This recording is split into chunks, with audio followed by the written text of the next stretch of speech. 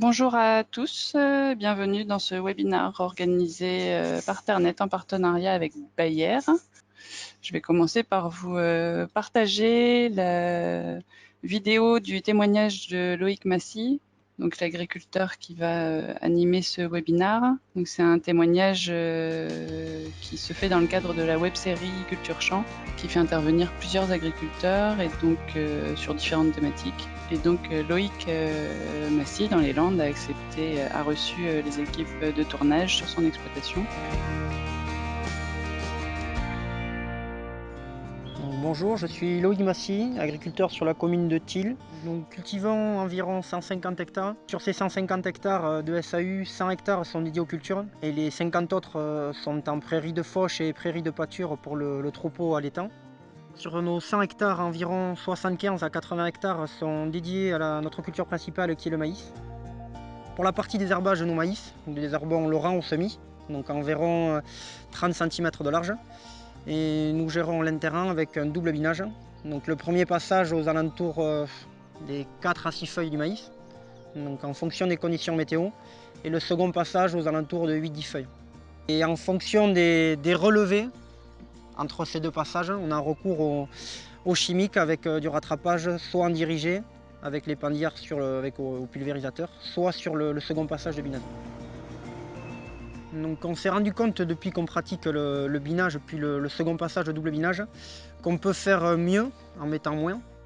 Notre vision du salissement de nos parcelles a évolué. Donc on n'est plus dans du désherbage systématique où on désherbait pour avoir le champ propre et terre nue lors des récoltes. Nos coûts de désherbage ont fortement baissé. Côté rendement, nos rendements n'ont pas baissé, au contraire ils ont augmenté. Le coût réel du binage s'est révélé être compensé par l'économie de désherbant. Et aujourd'hui, on a étendu cette pratique à l'ensemble de l'exploitation et on a recours à certains désherbages de poste, un peu de rattrapage en fonction de certaines adventices complexes. Donc on va dire que notre réflexion à la base était économique. Ensuite, il y a le côté environnemental. On a baissé nos intrants, que ce soit sur la partie fertilisation en azote, sur la partie désherbant. Et le dernier point, c'est aussi pour nous utilisateurs, sur notre santé. C'est pas par plaisir qu'on utilise des produits, donc je pense qu'il faut qu'on aide les agriculteurs à être plus précis dans leur traitement et de changer des vieilles mentalités où on utilisait du 100% phyto. Ça passe par du conseil et du test au champ et montrer aux gens que ça marche et qu'on peut faire mieux en mettant moins. Donc j'accueille aujourd'hui Loïc Massy, agriculteur dans les Landes. Il participe au dispositif Culture Champ, comme d'autres agriculteurs. Avant lui ont déjà pu témoigner sur le désherbage des grandes cultures ou encore le biocontrôle en colza. Donc aujourd'hui, il est avec nous pour partager son expérience de la mise en place du désherbage mixte, notamment en maïs. Donc avec lui et à la suite de sa présentation, on aura également l'intervention de Kevin Hirbeck, donc, qui est chef marché maïs chez Bayer, qui apportera un éclairage sur différents itinéraires innovants qui sont expérimentés, entre autres sur les plateformes de désherbage Herbineuve. Pour interagir en cours de webinaire et en fin de webinaire et en fin de présentation, posez vos questions. Vous avez deux possibilités. Donc, en ouvrant la console de l'outil GoToWebinar, grâce à la flèche qui se situe en haut à droite de l'écran. Donc vous pouvez ouvrir la console et vous verrez qu'il y a un encadré, enfin une zone dédiée à la saisie d'un texte qui vous permettra de poser vos questions à l'écrit. Et sinon, vous aurez également l'occasion de prendre la parole, donc à l'oral, en cliquant sur la main que vous avez également sur votre console. Et dès que le micro devient vert, la parole sera à vous. Nous allons entrer dans le vif du sujet. Donc, Loïc, bonjour. Bonjour à tous. Voilà, donc Loïc Massy, je suis agriculteur dans les Landes, au sud des Landes, limite Pyrénées-Atlantiques. Je suis associé avec mes parents depuis environ 4 ans sur une exploitation de polyculture élevage avec un cheptel bovin en viande, un peu de poulet liberté et une SAU d'environ 150 hectares. 100 hectares de culture et 50 hectares de prairies. Sur ces 100 hectares de culture, environ 75 à 80 hectares de maïs grain sec et 20 à 25 hectares d'autres cultures en fonction des années, donc blé essentiellement, colza, tournesol, mais aussi sorgho fourragé, moi. Sur ces 100 hectares, 50 hectares environ rentrent en rotation et 50 restent en monoculture de maïs, avec des couverts associés entre nos deux maïs ou entre des intercultures longues, blé si on revient avec un maïs par exemple. Par rapport à notre type de sol, on est sur des sols limoneux sableux d'un côté avec des forts taux de matière organique, des terres noires comme on appelle ici. Une autre partie de terre avec des limons beaucoup plus battants, des terres plus blanches, un peu plus difficiles à travailler, mais des terres quand même relativement simples. On est en 100% labour sur la partie maïs grain et les autres céréales, on a introduit du simplifié pour les semis depuis quelques années. La flore adventice essentielle sur maïs ici, c'est plus dicote. Du fait de la charrue, on a peu de soucis avec les graminées. Et l'apparition de nouvelles dicotes, si on peut dire complexes, est assez difficile à, pas forcément à détruire, mais qu'il faut suivre. Donc, Datura Lampourde, c'est un peu historique, mais Sissios depuis peu. Renoué Liseron depuis 2 ans qu'on commence à en voir. Chanvre des Marais aussi. Une autre particularité aussi, il y a du fumier sur les 100 hectares de culture environ. Donc, on en met peu, mais partout. Donc, ce qui génère aussi de potentiel élevé et de la surveillance du fait de l'achat de paille. Donc, on se retrouve des fois à ramener des adventices d'ailleurs. Donc, pas mal de surveillance. Deux autres particularités, c'est qu'on est en zone vulnérable depuis 2 ou 3 ans sur l'exploitation et qu'on a environ 50 à 60% de nos parcelles qui sont le long de cours d'eau classés. En matière de désherbage, donc c'est le sujet qui nous intéresse aujourd'hui, vous avez fait évoluer vos pratiques en 2016. Expliquez-nous en quoi? Donc oui, voilà, alors 2016, c'est là où on a généralisé la pratique. Disons que depuis 2014, on avait une parcelle en essai, une parcelle test. Disons que la pratique d'avant, c'était de la prélever au semis sur 100% enfin, sur l'intervalle, sur l'interrang. Et on avait des fois recours à un peu de poste, mais c'était rare. Donc dès 2014, on a mis une parcelle de l'exploitation en test où on ne désherbait plus que le rang en herbie-semis sur 25-30 cm environ. Un passage de bineuse pour gérer l'interrang entre 4 à 6 feuilles ou 3 à 6 feuilles, ça dépend des fenêtres, qu'on couple aussi avec un apport d'ammonitre généralement. Et un second passage de bineuse, toujours pareil en fonction des fenêtres, entre 8 et 10 feuilles. Et c'est là où on solde aussi l'azote. Donc, et si il y a des adventifs qui passent à travers de ces deux binages, on a recours à un peu de chimique avec de la poste, donc soit au pandillard, soit avec les binaises qui sont équipées pour pouvoir traiter. On a introduit d'abord le binage sur l'exploitation par rapport à des problématiques d'enracinement et de compaction de nos sols dès 2013, avec des printemps très pluvieux. Et le binage est arrivé, et en fait, derrière, ça a découlé le désherbage sur le rang et la technique en suivant. Donc par rapport au binage que vous avez mis en place, quels sont, donc les avantages que vous avez pu, observer? Donc, on va regarder le petit tableau sur notre droite. Donc, la moyenne nationale des IFT, IFT désherbage maïs, c'est aux alentours d'1,5. Ici, par chez nous, peut-être même un peu au-dessus.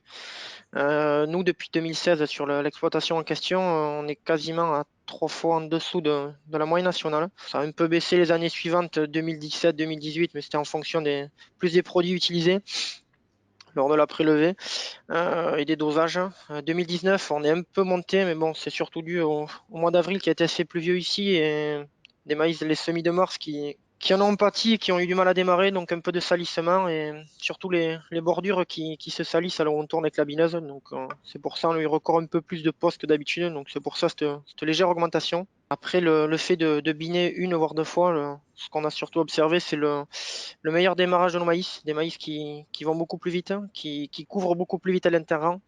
Donc forcément, c'est moins de concurrence sur le rang et dans l'interrang et ça limite de potentielles nouvelles levées. Des maïs, voilà, comme je disais, qui démarrent plus vite, hein, qui sont plus jolis, donc un effet positif pour la plante. Le fait d'apporter aussi 3 passages d'azote par rapport à 2 avant, le premier au semis et un sur chaque binage, on a fractionné nos apports d'azote, ce qui a engendré une baisse d'environ 20 à 30 unités des apports.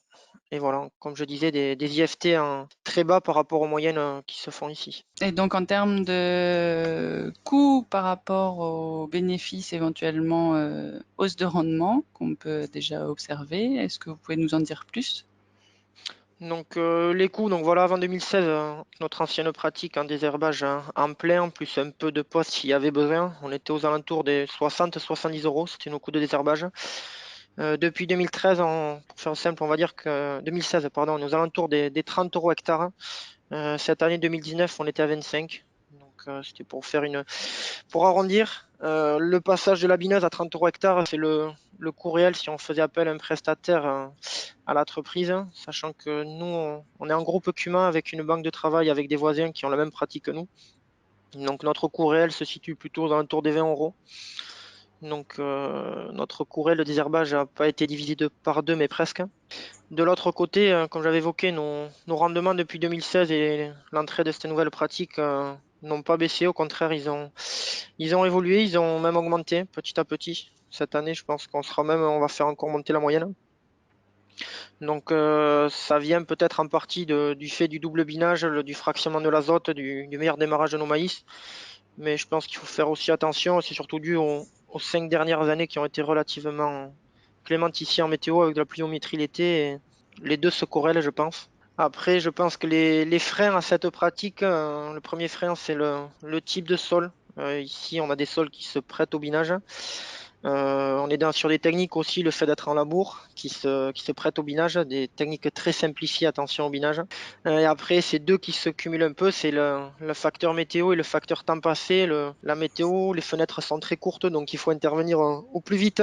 Le fait d'être en Kumano avec un tracteur bloqué sur la bineuse au printemps nous permet d'intervenir dès qu'on peut et de généraliser à l'ensemble des surfaces.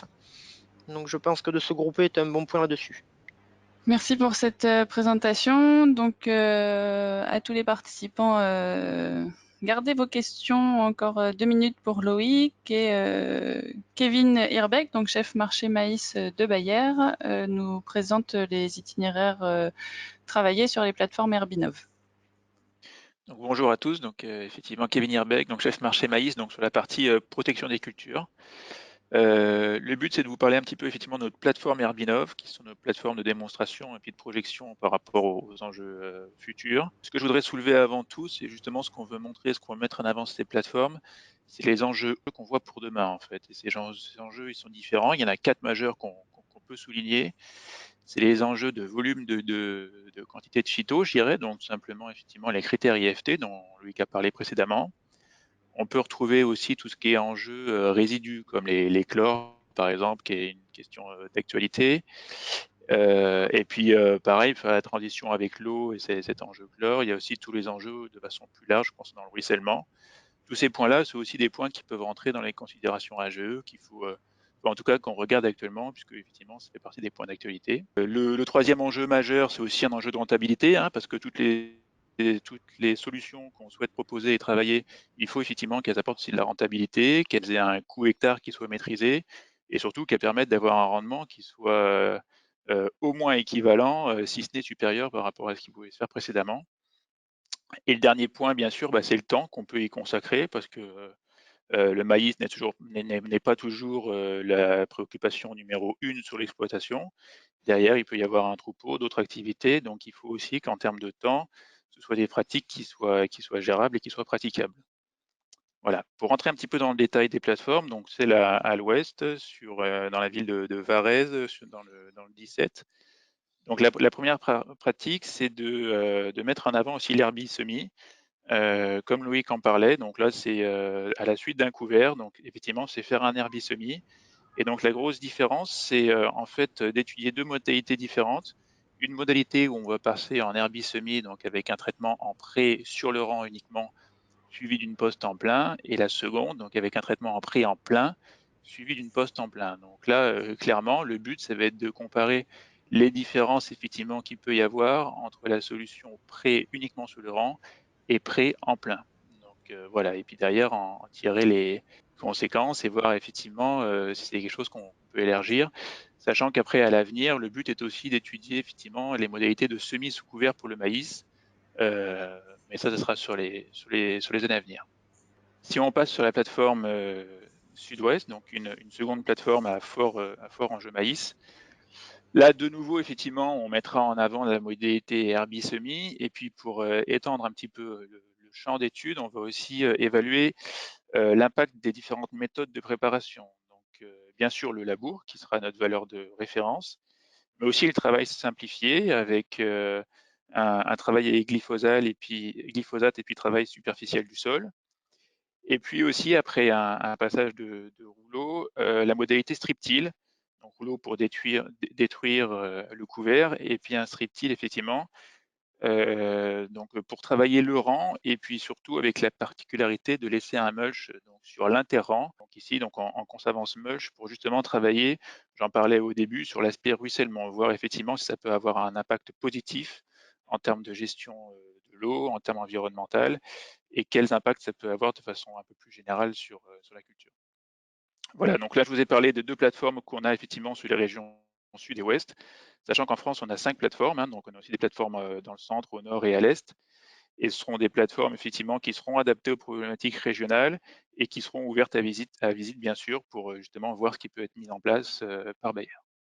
Merci. Donc, nous passons à la phase des questions. J'en ai quelques-unes, dont une. Quelles sont, Loïc, les perspectives d'évolution sur votre exploitation? Donc là, vous avez introduit le binage et parmi d'autres évolutions de pratique, est-ce que vous avez d'autres évolutions sous le coude? Donc c'est vrai qu'on a introduit Stropatrick depuis 2016.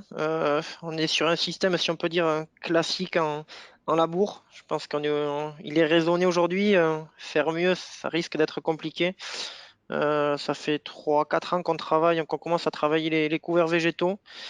Les autres céréales comme le blé, le colza, même nos prairies sont travaillées c'est beaucoup plus simplifié. On s'essaye un peu en semi-direct sur prairie. Les blés, c'est de l'ultra simplifié. Donc demain, ça sera peut-être, c'est sur quoi on aimerait peut-être tendre, c'est de passer nos maïs sur de semi sous couvert ou de l'ultra simplifié. Donc aujourd'hui, le frein, c'est le matériel. On n'est pas équipé, mais je pense que pas pour 2020, mais pour 2021, il y aura une parcelle d'exploitation qui va passer en test et on va commencer à travailler là-dessus. Alors, j'ai Sébastien Hibert qui souhaite poser une question à l'oral, donc je vais activer son micro. Sébastien, normalement, vous pouvez prendre la parole. Bonjour, moi je suis agriculteur, donc je suis maïsiculteur aussi dans le Val d'Allier, moi, donc en maïsiculteur en technique simplifiée avec couvert également, donc je travaille un peu aussi sur ces sujets-là. Et simplement, j'avais plusieurs questions sur l'écartement en fait de semis, maïs, le type de variété utilisée et le type de produit utilisé au semis. Donc l'écartement, on est à 80 encore, hein. Donc il y a aussi une réflexion là-dessus de passer à 60. Le matériel était comme ça, donc lors de renouvellement, je pense qu'on va peut-être réduire l'écartement. Après les variétés, c'est sûr que on n'est pas forcément pro-variété d'une autre, mais c'est trouver des variétés plus couvrantes. Il y a quand même de sacrées différences. Aujourd'hui, les semenciers font des maïs avec des pores très dressés, donc peut-être bien sur certains points, mais pour nous, pour bien couvrir l'intérieur, c'est un peu compliqué. Et votre dernière question, c'était? C'était le type de produit utilisé au semis, au désherbage, Alors, type de au produit, les semis. premières années des 2016, en fait, on avait gardé l'ancien protocole, on était en Spectromatic Aqua. Après, on était passé à Dingo. Et du fait voilà, des parcelles en bord de ruisseau, depuis 2 ans, on est simplement avec un Spectrum sur la ligne de semis. D'accord. Et donc, peut-être que cette année, on va peut-être changer, passer en dual, mais voilà. Ouais. Ok. Donc pas de souci. Après, l'inconvénient, c'est peut-être les conditions météo post-semis, j'imagine, pour le désherbage sur le rang, quoi. En termes de Après, on qualité désherbe au par rapport à la semoir. prélevée, ouais. On Oui, désherbe au semis. ouais. Mais si, enfin, je veux dire, si on n'a pas d'eau derrière, est-ce que le résultat est satisfaisant ou... Après, nous, ici, on a quand même. Par chez nous, on est quand même un coin relativement bien pourvu, donc on a souvent de la pluie. Donc on ne va pas avoir 3 semaines en mois de sec derrière les semis. Donc on n'a pas de souci de ce côté-là. D'accord. Ouais, parce que nous, c'est un peu le problème, justement. souvent on manque un peu d'eau sur les désherbages de prélevés. Et du coup, c'est un peu le souci. Et puis après, si j'avais une dernière question, si je peux, c'était par rapport au binage, du coup, parce que moi je bine aussi les maïs, je l'ai fait cette année. Le problème, c'est souvent les relevés derrière, justement, si on a des conditions sèches derrière, c'est bien, mais si on a un petit coup d'eau derrière le binage, c'est vrai que parfois il y a un ressalissement qui est parfois difficile à gérer derrière. Est-ce que vous, pareil, les conditions météo sont favorables Disons que plutôt le pour fait de... faire ça? On a peut-être des fois des relevés après le premier passage, c'est vrai. Oui, Après, une fois qu'on fait le second passage, le maïs est déjà bien haut. Après, quand ça couvre, disons que le second passage est fait, les maïs sont presque couverts à l'intérieur, on attend assez. Donc ouais, relevé, il y a très très peu. Après, voilà, c'est comme je disais dans la vidéo, je vais pas dire que j'ai mes champs qui étaient comme autrefois quand j'étais oui, en oui, 100% chimique avec des champs tout propres. Mais ouais, c'est pas se laisser dépasser. Et on avait un peu de mercurial par exemple à l'automne, mais c'est pas gênant quoi. Donc ouais. Il n'y a pas d'impact sur le rendement au final, quoi. après voilà, c'est plus beaucoup de suivi par rapport à avant où il faut surveiller entre les deux passages de binage ou avant de ne pas se laisser dépasser, de pas en avoir trop sur le rang. C'est beaucoup de Mm. surveillance. Oui, oui. Ouais, puis parfois, c'est les créneaux, enfin, tout dépend après de la surface qu'on a à faire, mais les créneaux, c'est vrai, parfois sont assez courts, et c'est pas forcément facile, quoi. Mm. Ouais, c'est sûr. Mais c'est pour ça que nous, le fait d'être en Cuma et d'avoir un tracteur bloqué sur chaque bineuse, en fait, mais ça permet d'intervenir plus vite. Mais des fois, c'est serré. Cette année, ça a été. Il y a 2 ans, c'était compliqué. Ouais. Ouais, d'accord. Ouais, ok. Après, j'ai d'autres questions, si je peux. Je C'était par rapport... vais... Oui, Ouais. allez-y. Si, non, c'était simplement par rapport aux autres outils de désherbage mécanique, parce que je m'intéressais moi à la hersétrie rotative, et je voulais savoir si vous aviez déjà testé chez vous ce genre d'outil ou pas. Non, Pour du du tout. désherbage plutôt en prélevé. Non? Ouais, Non, non, du tout. d'accord. Ok. Bon, voilà. Et ça aussi, une dernière question par rapport au couvert entre deux maïs, du coup, vous travaillez sur quoi, du coup? Alors, c'est un Sur quelle peu en espèce? fonction des dates de récolte. Généralement, on commence toujours fin septembre. Donc, si on arrive à se récolter de bonne heure, c'est plutôt radis, moutarde, facelli avec des trèfles. D'accord. Après, plus on avance dans la campagne, quand on commence à passer le 15 et 20 octobre, c'est plus là où c'est compliqué et on rebalance, Ouais, on revient plus sur de la graminée. On remet un peu d'avoine dans les mélanges. Et d'accord. après, disons Parce qu'il que, y en a une partie qui est semée au cueilleur à la machine, une partie qui est faite au déchômeur à côté, il y a l'introduction de fèves. C'est là aussi où on est un peu en d'accord, test et on essaye un peu plusieurs mélanges. d'accord. Ok. Et parce qu'en précocité, du coup, vous êtes sur quel indice là, chez vous, du On coup? est entre On a... 440, 480 pour les plus précoces et on va jusqu'à 580. Ah ouais, d'accord. Et vous arrivez à récolter, oui, sec, enfin des taux d'humidité Bon, plutôt cette année, faibles. on a fini avant-hier. Oui, Bon, là, c'était exceptionnel avec la pluie qu'on a eue, mais oui, sinon, on récolte entre 23 et 28. ouais, d'accord. Ok. Vous avez eu vos réponses? Oui, oui, oui. Très Oui, bah bien. après, on pourrait discuter longtemps, mais C'est sûr. Je vais poser deux questions. Je vais relayer deux questions que j'ai eues donc par écrit. Une remarque d'Alain Raymond qui dit que si le désherbage se fait simultanément au semis, j'ai remarqué que le produit employé est moins sujet aux conditions climatiques qui suivent. Est-ce que non, il n'y a pas de lien Je dirais que ça dépend de la fenêtre climatique, quoi. Après, effectivement, s'il y a effectivement des coups d'eau qui sont prévus à la suite, enfin, en tout cas, ça permet peut-être de gérer un peu mieux la fenêtre climatique parce qu'on a effectivement un peu de vision météorologique sur éventuellement voilà, une période avec enfin, pas de pluie à annoncer et puis éviter tout ce qui peut être ruissellement. Oui. C'est le point principal que je verrais, par exemple, en gérant le désherbage à ce moment-là, quoi. Les conditions climatiques propices au semis sont également favorables au désherbage? Ça permet peut-être de mieux voir effectivement la fenêtre voilà, pour désherber au moment qui est le plus optimum, quoi. Alors Samuel Lecros, étudiant en agrobusiness, qui souhaite savoir si sur le réseau Herbinov, il y a des essais de maïs en double rang. Et si oui, quels sont les résultats obtenus? Non, il n'y en a pas qui sont prévus. Alors, en attendant une nouvelle question ou que quelqu'un souhaite prendre la parole, j'ai une question, Loïc. Vous parliez de nouvelles adventices ou d'une évolution de la flore que vous pouvez observer sur votre exploitation. Est-ce que vous pouvez attribuer ça à vos changements de pratique ou est-ce qu'il y a d'autres raisons ou... Alors, je pense que la pratique, le fait déjà de ne pas désherber l'interrang, peut-être qu'on fait lever des adventices qu'on ne voyait pas avant.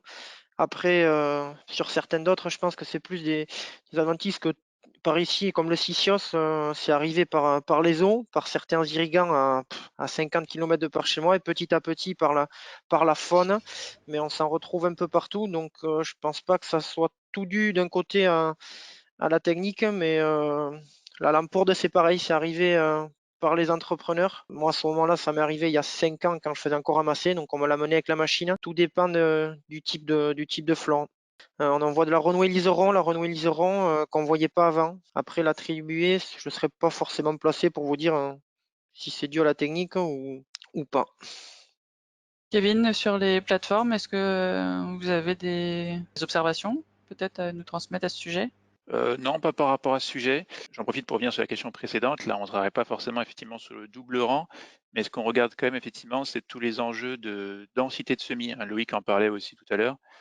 Voir effectivement si on peut avoir une corrélation entre effectivement, par exemple, un traitement en pré sur le rang, comme on disait, plus effectivement une semence à pouvoir couvrant assez important. Et voilà, on travaille en tout cas sur cet enjeu-là. D'accord. Donc, vous voyez, en termes d'évolution de flore adventice, vous avez des remarques quand même sur les plateformes ou... C'est quelque chose qu'on suit particulièrement. Après, il y a beaucoup d'enjeux différents effectivement qui peuvent affecter ce critère-là. Mais voilà, on le suit et c'est surtout aussi pour ça, en fonction des évolutions d'adventistes, qu'on a des plateformes effectivement qui sont régionales, quoi, pour répondre aux enjeux locaux, quoi. Après, en faire une généralité nationale, ce serait un peu trop complexe, je dirais, techniquement. Effectivement, D'accord. c'est étudié sur chacune des zones locales, quoi.